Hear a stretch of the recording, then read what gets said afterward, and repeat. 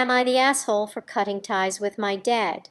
After years of being blamed for my mom's death and refusing to pay his rent, I wonder if I am the asshole for cutting ties with my dad. My life has been challenging since the day I was born. You see, my mother died in the hospital while giving birth to me. After that, I was raised by my father. Not a day went by during my upbringing without my dad reminding me, in his own cruel manner, that I was the reason my mother disappeared. He would constantly tell me that he never truly wanted me and that my birth had taken away the person he loved the most. He would remind me that I had to work hard and live up to the enormous price my life had paid, otherwise my mother's passing would have been pointless. Hearing those cruel remarks as a child was terrible. As you may understand, I was too young to comprehend the intricacies of wrath, sorrow, and sadness. I needed my mother, but she was no longer with me, and the only parent I had left acted as though I were the issue. Instead of protecting me, guiding me, and providing me with comfort, my father became the one who never stopped reminding me that I was not welcome in his life. It was quite challenging to grow up in that setting. I frequently felt bad just for breathing and existing. At times I longed to speak with him and express how wounded I was by his remarks and how they made me feel as though I didn't belong even in my own house. But I didn't speak up out of fear, fearing greater resentment and rage. The few times I tried to address my feelings resulted in tension and further rejection. My childhood was characterized by a strong feeling of isolation and loneliness. I felt like I was always on edge, trying to prevent my dad from becoming even more resentful of me. While other children had parents who supported them, consoled them when they were depressed, and made them feel comfortable, I lived in a household filled with resentment and hate toward an aspect of myself that I couldn't alter. The mere fact that I was alive felt just as painful as the absence of love. I made an effort to comprehend my dad's suffering. I was aware that he had been devastated by the loss of my mother and that he had never really recovered. However, that didn't make it any simpler to live with the consequences of his statements. As a young child, I was attempting to figure out where I belonged in a world that frequently seemed unfriendly and cold. I still secretly yearned for his acceptance, love, and approval despite all the hurt. I always hoped to make my dad proud. Every time I brought home a report card with decent scores, I recall the excitement I felt, hoping that perhaps this time would be different. I would approach him in the hopes of receiving a smile or a supportive remark, anything that would give me the impression that I was enough in his eyes. However, it was always the same. He would groan, hardly look at my grades, and advise me to keep working harder at my studies because they were still not good enough. He would argue that it wasn't a huge deal because hundreds of other children could receive the grades I did. I was met with disinterest and a continual reminder that I wasn't living up to his standards. No matter how good I performed, it was never enough. This disapproval affected other areas of my life too. Every time I wanted to engage in extracurricular activities with friends or play sports, he would quickly put an end to it. I was informed that my studies were the only thing I needed to concentrate on in order to leave his house as quickly as possible. Those hurtful remarks reminded me that I was not a child to be cherished and cared for, but rather a burden. I didn't have the same parental support as my peers, who would talk about how their parents pushed them to pursue their interests and cherish their youth. I was always reminded that I was only a visitor in his home and that I had to follow instructions or face expulsion. The weekends, which ought to have been spent unwinding or enjoying friends, were no exception. Even if all I wanted to do was go to the park or hang out at a friend's house, he would launch into a tirade about how I was squandering his money. If I ever asked to go out or spend time with my friends, he would start a rant about how hard he was working to pay for my education, and how I had no right to squander time or money on friendships. It seemed like he instinctively judged anything that made me happy or gave me a sense of normalcy to be trivial or undesirable. His reaction to my 15th birthday stands out as one of the most agonizing memories I have. For me, it was a day of dread, yet most children anticipate their birthdays with joy, organizing parties or get-togethers with friends. He disliked me celebrating my birthdays every year, but I believed that year would be different. I wanted to get some pizza and watch a movie with my pals. When I finally gathered the courage to approach him for money, he yelled at me, saying that since it was also the day my mother died, I had no right to enjoy the occasion. He made it plain that I should never even consider having a good time on my birthday. I never celebrated with my friends because of this. As you might guess, I eventually learned from all of these recurring situations that my dad obviously detested me and didn't want me around. I felt like I was always walking on thin ice, trying to avoid doing anything that would make him angry or disapproving. As a result of the incessant rejection and criticism, I gradually learned how to keep my aspirations to myself. I knew it would only result in disappointment and hurt, so I stopped looking to him for encouragement or acceptance. In order to get out of my dad's house, I put all of my effort into achieving good marks and did my best to be strong for myself. I eventually saw the results of all the effort, tenacity, and resolve I put into my studies. I still recall the day I was accepted to a prestigious institution with a full scholarship. It was a mixture of pride and relief. At last I was leaving the house, escaping my father's controlling influence, and beginning a new phase of my life where I could live as I pleased. I felt as though a tremendous burden had been removed when I left home. I was genuinely free for the first time in my life. I had some of the best times of my life. It was a time of joy, progress, and self-discovery.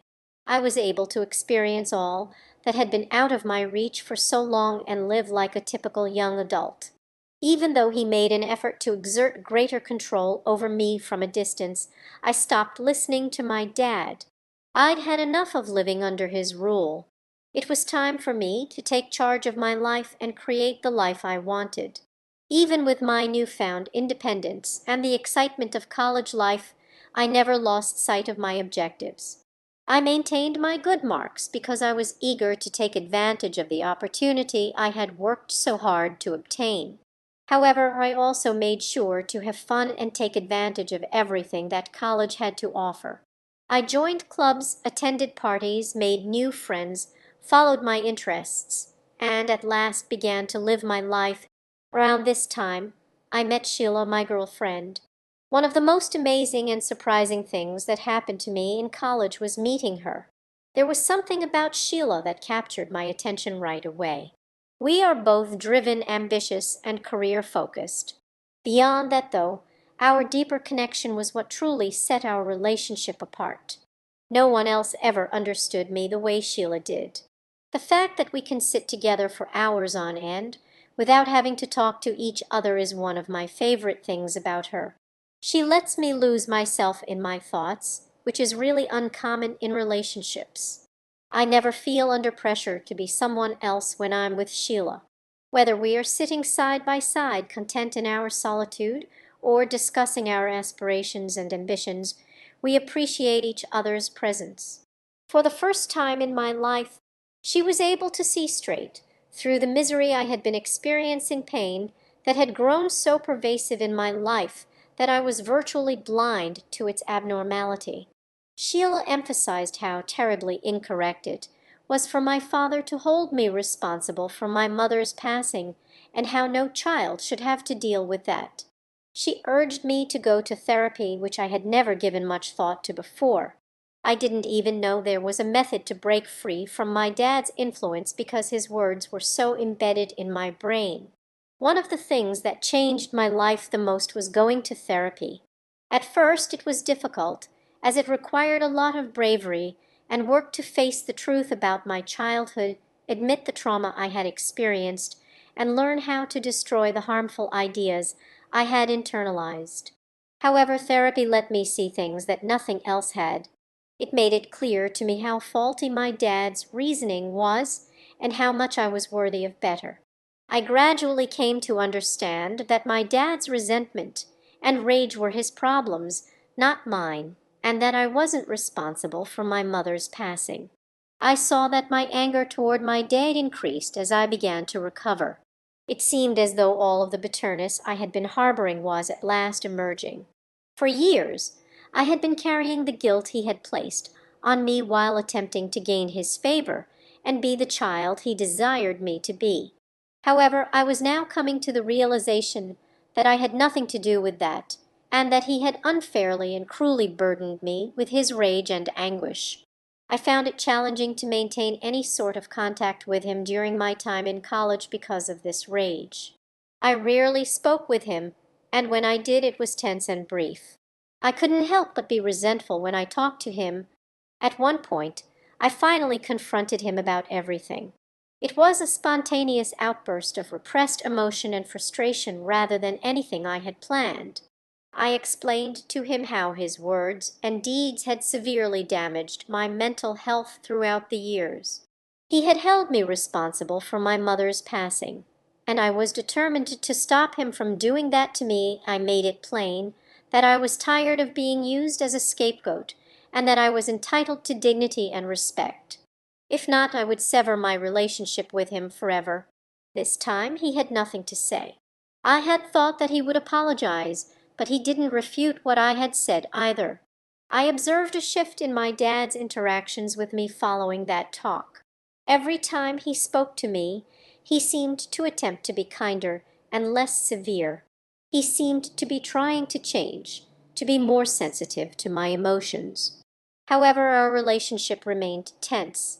Despite this minor change in behavior, it was not enough to undo years of suffering and animosity. Although I was grateful for his attempt, it would take more than that to mend the relationship if it could be restored at all given the harm he had caused. Even while my connection with my dad remained strained over the years, I no longer felt the same kind of shame or rage.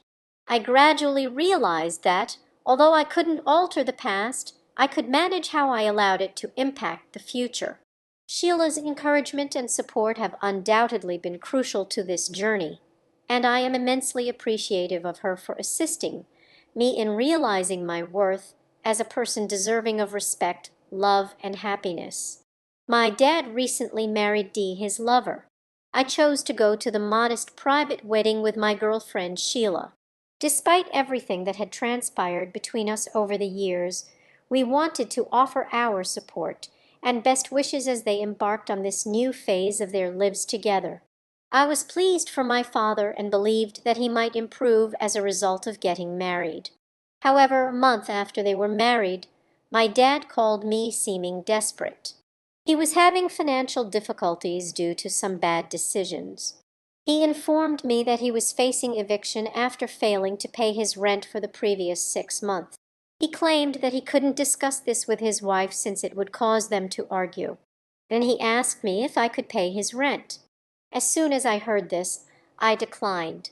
Given our complex past, I didn't want to be used as a financial safety net. Even if I had the resources to do so, I didn't want to create a situation where he could come to me for financial support if things went wrong. I had worked hard to create the life I have. However, after discussing it with Sheila, I began to feel bad. I couldn't shake the thought that perhaps I was being too severe, that maybe he really needed assistance, and that he was still my father. So I gave my dad a call back and suggested a middle ground. I informed him that since I lived alone and had enough room for him and Dee, I would let them stay with me temporarily. Even though I wasn't willing to pay his rent, I would help them until they saved enough money to get back on their feet and find a new place. It wasn't an easy decision, considering everything that had transpired between us in the past, but I believed it was the right one. I made it clear that this was only a short-term solution, and that I wanted him to put in the effort to get back on his feet. After considering my offer for a while, my dad finally called me back and accepted the deal. He and Dee moved in with me in 2 weeks, and I prepared a guest room for them. The first month or two was a time of transition. I hadn't lived with my dad for years, and we had changed significantly since then. I was no longer the adolescent who had to put up with his remarks in silence. I had my own life rituals and habits as an adult. Unfortunately, his previous patterns quickly reappeared as though nothing had changed. My dad began making remarks about my habits and manner of life, including how I spent my time, maintained the house, and even handled my daily tasks. He seemed to have something to say all the time. However, I had changed. I wasn't going to give him that much control over me this time. Every time he began to criticize me or try to dictate how I lived my life, I made it clear that, particularly while residing under my roof, I was forceful, but I wasn't impolite. I refused to let him dictate how I should live any longer. Naturally, his wife, Dee, was not pleased with this. She said a few times that I should respect my father. She would explain to me how much he had given up, but she obviously didn't know half of the things he had done to me as a youngster. I would just shake my head. Although I respected my father, I wasn't going to let him control me or override my decisions. I wasn't going to repeat the cycle of sacrificing my happiness to satisfy my father, something I had done for far too long. Nevertheless, I would simply remain silent every time Dee made those comments because it wasn't my place to tell her the truth about my dad. There was no point in arguing about it. I was aware that cohabitation would be difficult, but I thought that eventually we could all figure out how to get along without too much conflict. However, one evening, after a particularly demanding workday, I returned home to find my dad and his wife watching television in the living room. The kitchen was overflowing with dishes, and the house was a complete disaster. I had frequently reminded my dad and his wife that they needed to do their fair share of the housework. I questioned him about why he hadn't done it. "You know, Dad," he began in that tone that always made me tense, "you're a grown-up whom I raised all by myself." Hearing such statements infuriated me so much that I retorted, "You know what's truly embarrassing, the fact that you were the one who pleaded with me to move in for free, and now you're sitting here on my couch in my home, eating my food, watching my television, and giving me directions. This entire time neither you nor your wife have offered me any assistance. You know what you can—" My father simply looked at me, surprised by how strongly I had responded. For an instant, I feared he might actually stand up and storm out, but knowing that he had nowhere to go, I turned and left the room, slamming the kitchen door behind me, my heart racing with impatience and rage. The next morning, when I came downstairs, Dee and I were alone in the kitchen. It's likely that my dad left early for work. Dee asked if she could speak with me. As I was getting ready to leave the kitchen, I decided to sit down and listen, even though I wasn't totally sure what to anticipate. Dee looked serious as she started to explain to me how upset my dad was following our talk the night before. She claimed that, given the amount of money he had allegedly spent to assist me in purchasing my home, I had no right to treat him in that manner. My dad hadn't provided me with any financial support. These words hung in the air, heavy with the weight of history and unspoken grievances. I felt a mix of anger and confusion boiling inside me. "What do you mean, the amount of money he spent?" I finally replied, "He never gave me anything after I left for college. If anything, I had to fight tooth and nail for any semblance of acknowledgement from him." Dee sighed, her expression softening slightly. "I understand where you're coming from, but you have to realize that your dad has been through a lot, losing your mom, raising you alone." I shook my head, incredulous. "Understanding, after all those years of torment. He can't just expect to waltz back into my life and act like everything's fine because he's hit hard times. I let him stay here out of compassion, but he's not going to manipulate me anymore. I'm done with that." Dee remained silent for a moment, clearly torn between her loyalty to her husband and the realities of our complicated history. "Look, I get that you two have a strained relationship. Change." I scoffed, my voice rising again. "He's shown me nothing but resentment and disdain for years. What makes you think a few weeks of living under my roof will magically transform him into someone who respects me? This isn't about being a good son. It's about standing up for myself after a lifetime of being pushed around." Dee looked at me with a mixture of frustration and concern. "I think you're letting your emotions cloud your judgment. You might not realize it, but the way you react to him affects how he behaves. Maybe if you showed him a little compassion, he'd reciprocate." My mind was racing. I wanted to defend my stance, to tell her that compassion had never been part of our relationship. But deep down I knew she had a point. Maybe my anger was feeding into the same cycle that had trapped us both for so long.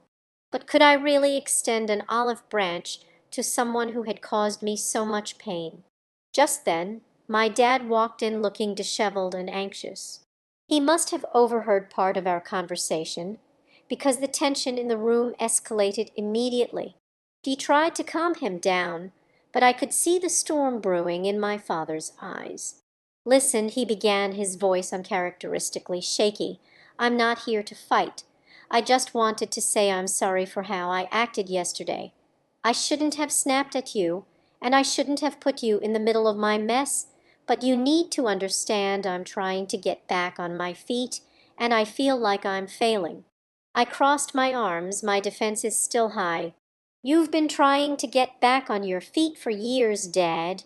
You need to take responsibility for your life and stop blaming me for your problems." He flinched, and for a brief moment I saw the vulnerability in his eyes, the boy who had once been shattered by loss, struggling to find his place in a world that had turned cold. "I know I've made mistakes," he admitted, "but I'm here now. I want to try to make things better. I can't change the past, but I can change how I treat you moving forward." His words hung in the air, an olive branch wrapped in uncertainty. I could feel my heart pounding in my chest. Did I want to believe him? Could I afford to take the risk of being hurt again? "Look, let's try to figure this out," I said, surprising even myself with the calmness in my voice. "But we need to set some ground rules. If we're going to live together, there needs to be mutual respect. I'm not going to tolerate any more criticism about how I live my life. We are both adults here, and that means we should be able to coexist without stepping on each other's toes." Did nodded slowly, a flicker of hope in his expression. "I can do that. I want this to work, I really do." Dee watched us with a cautious optimism, and for a brief moment I felt a flicker of something I hadn't experienced in years. Hope.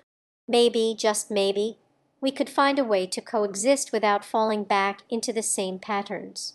The next few weeks were a delicate dance of adjustment.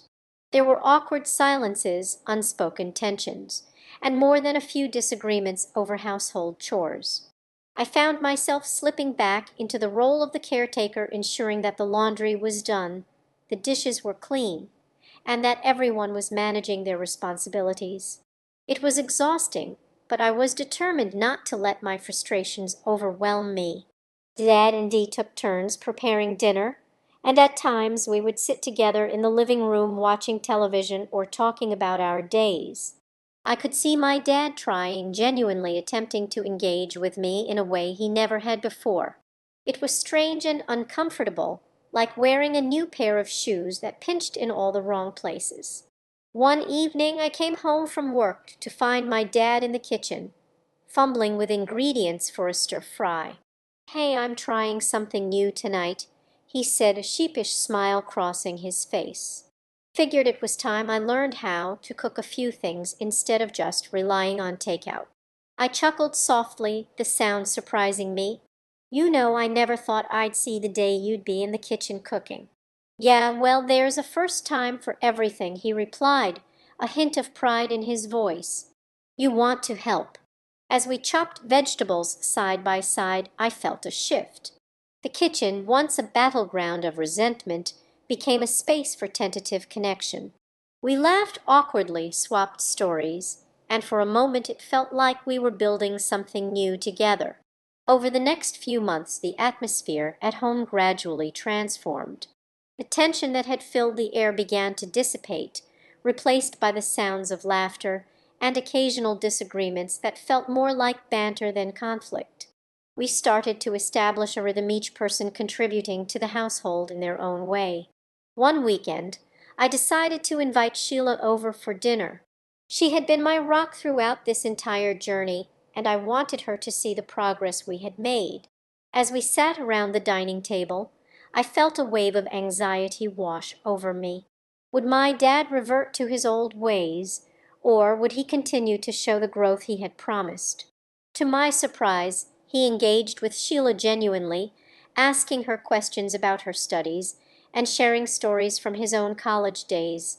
I watched as they laughed together, and for the first time I felt a sense of warmth in our home that I had long thought was impossible. After dinner, as we cleaned up, I caught a glimpse of my dad and Sheila sharing a quiet moment, both of them smiling at something they had shared. It was a moment of connection that felt monumental, and I realized how much I had been holding on to the past, how hard it had been to let go of the hurt that had shaped my relationship with him. That night, as I lay in bed, I couldn't shake the feeling that perhaps, just perhaps, we were on the right path. It wouldn't be easy, and I knew there would be setbacks, but I was finally starting to see glimpses of the father I had always wished for. Weeks turned into months, and while the journey was fraught with challenges, I began to feel a sense of healing. I still attended therapy regularly, processing my feelings and unpacking the years of trauma. I was learning to express my emotions not just in the context of my relationship with my dad, but in every aspect of my life. One day, while in therapy, I shared my growing relationship with my dad. "I think I'm beginning to see him as a person again," I said, a smile creeping across my face. "Not just as my father, but as someone who has his own struggles and flaws." It feels liberating. My therapist nodded, encouraging me to delve deeper into this newfound perspective. "It sounds like you're creating a space for healing, not just for yourself, but for him as well. That's powerful." As the seasons changed, I found myself more grounded, more self-assured. I had started to establish boundaries that allowed me to reclaim my narrative. I no longer felt like a prisoner of my past, but a survivor learning to navigate the complexities of relationships with compassion and understanding. However, just when I thought we had turned a corner, one evening I received a call from my dad. His voice was strained, and I could hear the anxiety pulsing through the phone. "Can we talk? I need to tell you something important." I felt a knot form in my stomach as I agreed to meet him at a nearby cafe. The weight of uncertainty hung in the air as I drove over, my mind racing with possibilities. Had something gone wrong? Was he facing another crisis? When I arrived, my dad was already seated, his hands trembling slightly as he sipped a cup of coffee. "Thanks for coming," he said, his voice barely above a whisper. "I wanted to talk to you about something that's been weighing on my mind." "Dad, what's going on?" I asked, my heart racing. He took a deep breath, and for a moment I could see the fear etched in his features. "I've been thinking a lot about the past, about everything, and I need to be honest with you. I've been struggling with something for a long time, my own demons. I started seeing a therapist, and it's been eye-opening." My heart skipped a beat. "You're seeing a therapist?" He nodded, tears welling in his eyes. "I realized that I can't keep living in denial. I need to confront my past, the mistakes I've made, and the hurt I've caused you. I want to make amends, but I need to understand myself first." I was stunned. Part of me felt a sense of relief. "That's a big step. Dad, I'm proud of you for seeking help." He smiled weakly, gratitude shining in his eyes. "I want you to know that I'm committed to changing. I'm not asking for forgiveness right away, but I hope you'll give me a chance to prove that I can be a better father." In that moment, I realized we were both on a journey of healing, one that required patience, understanding, and a willingness to confront the past. I didn't know where it would lead us, but for the first time in years, I felt a glimmer of hope for our relationship. As we sat there, talking over cups of coffee, and sharing our stories, I realized that healing wasn't a linear process. It was messy, filled with setbacks and breakthroughs, but it was also a chance to redefine our relationship on our own terms. And perhaps in this new chapter, we could finally begin to understand each other in ways we never thought possible.